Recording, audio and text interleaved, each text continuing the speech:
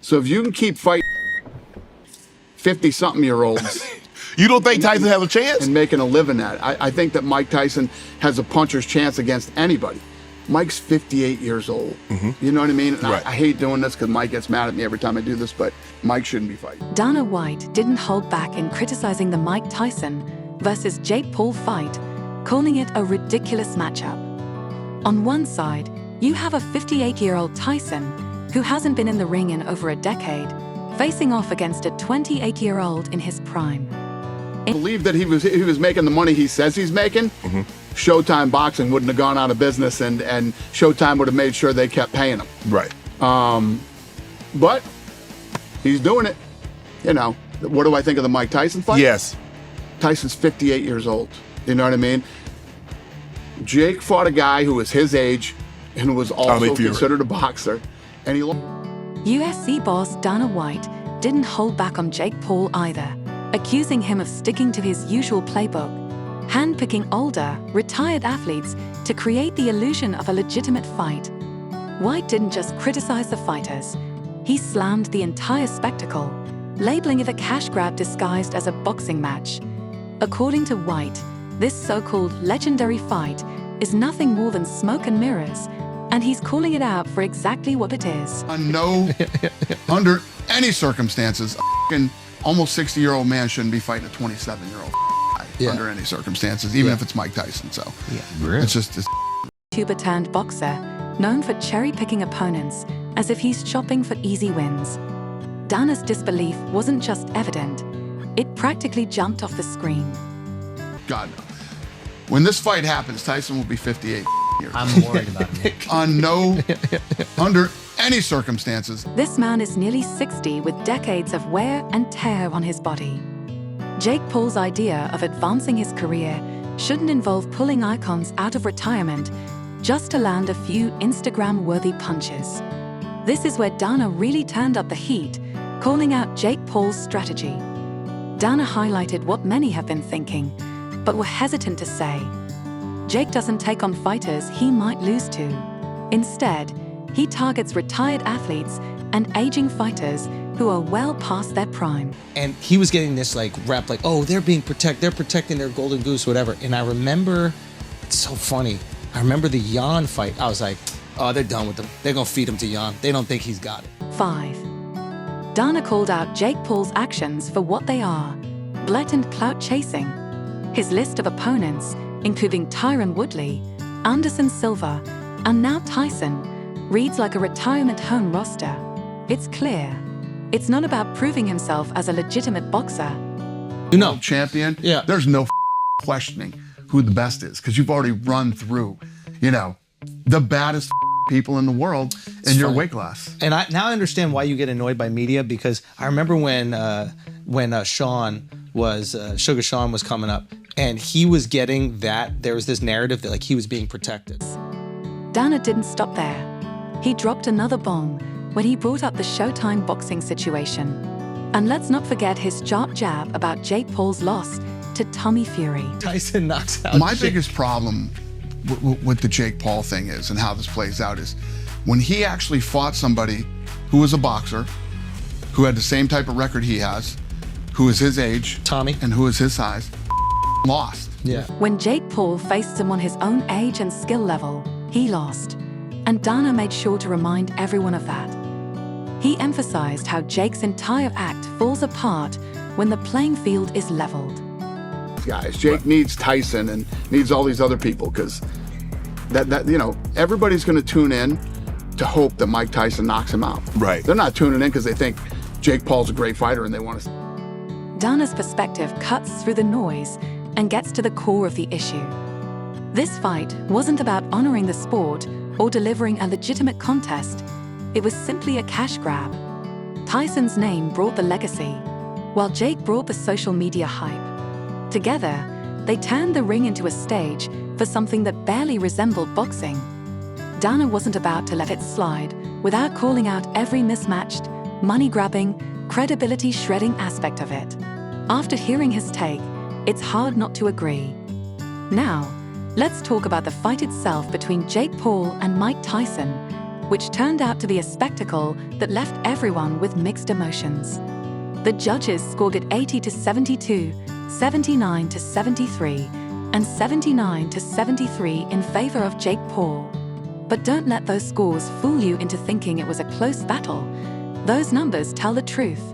Paul pretty much dominated the fight, landing a staggering 171 punches, while Tyson only landed 87. That's a massive gap, and the stats clearly show who controlled the pace of the fight. I have love for Jake too. I don't Wait, know. I don't know when a Jake fight's Paul's happening. I are really all don't. the same.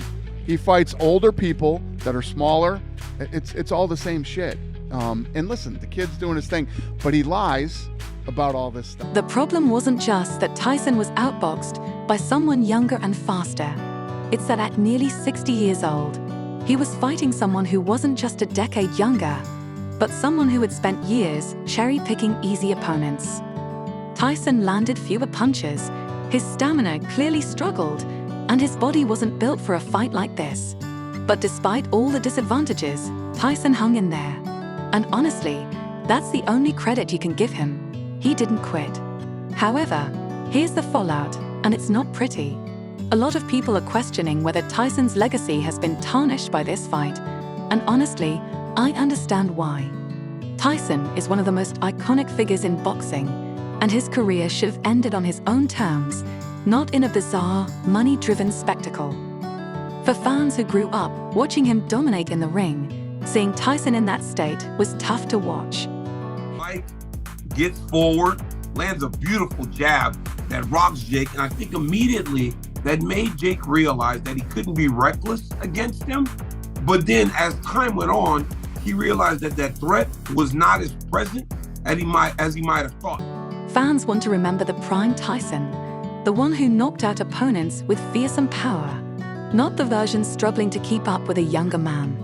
That's hard to accept, especially for longtime boxing fans who see this fight as nothing more than a cash grab. Honestly, it feels like a slap in the face to the sport's history. If I brought up fucking Jake Paul, Yeah. pretty much everybody in the room and the other room wants to see Jake Paul get knocked out. So you're hoping, you got the reason why you hope Tyson would pull this off, or Did you help set that up? Because I know you're close with Tyson. The audience's reactions were all over the map. Some found it entertaining, others were outraged, but nearly everyone had an opinion. On one hand, there were those tuning in for the drama, wanting to see Jake, and for them, that's all it was. On the other side, you had the fans disgusted by what they saw. These were the people who felt the fight disrespected the sport. They didn't tune in for a spectacle, they tuned in for a real fight, and what they got was far from it. To them, Tyson's participation in this bout was a tragic fall from grace, and Jake Paul was just an opportunistic celebrity out to boost his ego and his bank account. Was it really worth risking Tyson's health for the sake of this fight? Absolutely not. This wasn't about sportsmanship, skill, or legacy. It was about spectacle, and that's a real shame. Are 8 2-minute rounds, not 3-minute rounds, 2-minute rounds, and 14-ounce gloves, not 10-ounce gloves. Normally pro fights are 10-ounce gloves and no headgear, which is normal for, a pro fight. Here's my question. How do you call it a professional fight if the rules you're using are not professional rules? Tyson's career deserves more respect than to be reduced to a pawn in a circus act. Let's be honest, Jake Paul didn't need to fight a legend to make a name for himself. He could have fought someone his own age, still active in the sport, and proved himself that way. these guys. Jake needs Tyson and needs all these other people, because everybody's going to tune in to hope that Mike Tyson knocks him out. Right. They're not tuning in because they think Jake Paul's a great fighter and they want to. But instead, Paul took the easy route, targeting a man who was clearly past his prime and dealing with health issues. That's not bravery, it's exploitation. Tyson's name carries weight, and Paul knew that using him in this fight would generate the kind of buzz and attention he couldn't get from facing a real competitor. Now, let's move on to Dana White's long-standing feud with Jake Paul. White has been calling Paul a novelty act for years, and honestly, it's hard to disagree with him. I'm surprised that Jake Paul is doing this. He's on the way to like building a legitimate boxing career, regardless of what anyone else thinks. He's having real fights. To now step down to do this kind of exhibition style fight against, 50-something-year-old man. I just don't get the motivation from Jake's perspective. Jake Paul's entire career has been built on picking easy fights, and this matchup with Tyson is just the latest example. From Jake's perspective. Well, I do. Jake, part of it is what it's been from the beginning. He's been obviously very upfront about it. He's in the money-making business. That's, I don't think he needs the money. How much money do you need? He said makes like tens of millions a year. Is there ever enough money, really? You've been in the finance. For me, there is. You are in the financial business before you got into this. There's a level where you don't need any more, and it's not very much. No, I agree. There are things more important than just money. Jake Paul isn't out there fighting the best. He's cherry-picking his opponents, facing people he knows he can beat. And when he can't, Dana White is right to call him out.